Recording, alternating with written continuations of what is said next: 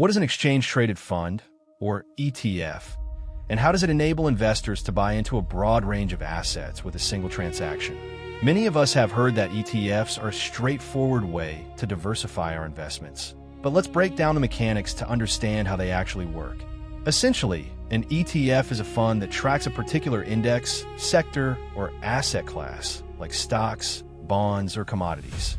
It's often described as a basket that holds a small piece of each asset it tracks, allowing you to buy into that entire basket with just one trade. And here's the surprising part.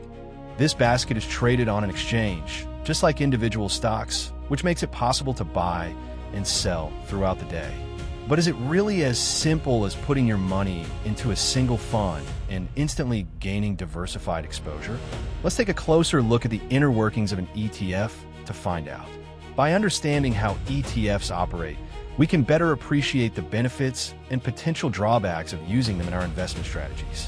What happens when an ETF is created, and how does it actually track an index, sector, or asset class so closely? Most people believe that ETFs are like other funds, where the manager buys and sells securities to try to match the performance of an index. But here's the surprising part. ETFs are created through a unique process that involves something called authorized participants. These authorized participants are typically large financial institutions that have a special relationship with the ETF provider. They play a crucial role in the creation process, and it's this mechanism that allows ETFs to track their underlying index or asset class so accurately. Think of it like a restaurant, where the chef, or in this case, the authorized participant, assembles the ingredients or securities according to a specific recipe or index to create the final dish or ETF. And here's the part most people don't know. When an ETF is created, the authorized participant buys the underlying securities in the exact same proportions as the index, and then exchanges them with the ETF provider for a block of ETF shares, known as a creation unit. This process is what allows ETFs to closely track their underlying index, and it's a key part of what makes them so popular with investors. Understanding this creation process is essential to grasping how ETFs work, and it's what sets them apart from other types of investment funds.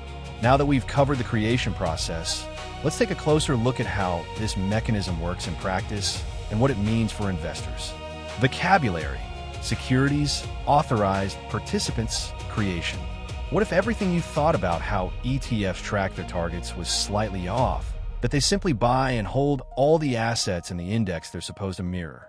This idea is intuitive, but it's not entirely accurate. Most people believe ETFs directly buy all the assets they track, but the truth is more nuanced. In reality, ETFs use a combination of methods to track their targets, including full replication, sampling, and synthetic replication. Let's break these down. Full replication is exactly what it sounds like. The ETF buys every single asset in the index, which can be costly and impractical for indexes with thousands of components. And here's the surprising part. Many ETFs don't actually do this.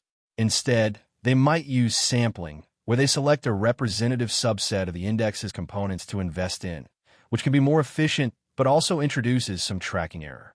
Then there's synthetic replication, where the ETF uses derivatives to mimic the performance of the index, which can be even more cost-effective but also comes with its own set of risks. Understanding how ETFs actually track their targets is crucial to grasping how they work, and it's not as straightforward as you might think. By recognizing the different methods ETFs use, you can better appreciate the complexity and nuance of these financial instruments. Vocabulary: replication, sampling, derivatives, tracking. What if the key to an ETF's efficiency wasn't the fund itself, but rather a group of specialized players who work behind the scenes to keep everything in balance? These are the authorized participants, or APs, and they play a crucial role in the ETF ecosystem. Think of them like the air traffic controllers of the financial world, directing the flow of assets in and out of the fund to ensure that everything runs smoothly. But how do they do it? Essentially, APs are large financial institutions that have been authorized by the ETF issuer to create or redeem units of the fund. When an AP wants to create new units, it gathers the required basket of underlying assets and delivers them to the ETF issuer in exchange for the equivalent number of ETF shares. And here's the surprising part. This process is what helps to keep the ETF's market price in line with its net asset value, or NAV. By creating or redeeming units as needed, APs help to maintain the delicate balance between supply and demand, which in turn helps to minimize the premium or discount at which the ETF trades relative to its NAV. So, in essence, authorized participants are the unsung heroes of the ETF world, working tirelessly to keep the fund's price in check and ensure that investors can buy and sell with confidence. By understanding the role of APs, we can gain a deeper appreciation for the intricate mechanisms that underlie the ETF ecosystem and how they contribute to the overall efficiency of the fund.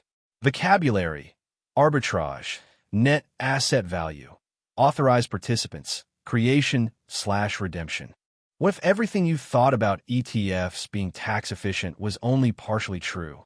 Many investors believe that ETFs are always more tax efficient than mutual funds, but let's take a closer look. On the surface, it seems to make sense. ETFs don't have to sell securities to meet investor redemptions, which can trigger capital gains taxes. And here's the part most people don't know. This is indeed a tax advantage, but it's not a hard and fast rule. The tax efficiency of an ETF depends on various factors, such as the type of assets it holds, the turnover rate of its portfolio, and even the actions of its authorized participants. For instance, if an ETF holds a significant amount of dividend-paying stocks, the tax implications can be similar to those of a mutual fund. And if the ETF has a high turnover rate, it can actually lead to more capital gains distributions, which can increase your tax liability. So, while ETFs can offer tax advantages, it's essential to understand the underlying mechanisms and the specific characteristics of the ETF you're investing in. By doing so, you'll be better equipped to make informed decisions and avoid any surprises come tax time. Now that we've shed some light on this common misconception, let's move forward to see how all these pieces fit together in the world of ETFs vocabulary: tax efficient, redemption, capital gains, turnover, dividend. So what is an ETF really? It's not just a simple fund that tracks an index, but a complex mechanism that involves creation and redemption processes, arbitrage, and a delicate balance between supply and demand. And here's the surprising part. This balance is what keeps ETF prices in line with the underlying assets, making them a reliable tool for investors. Think of it like a puzzle, where the pieces are the creation and redemption of ETF shares, the arbitrage activities of authorized participants, and the constant flow of market information.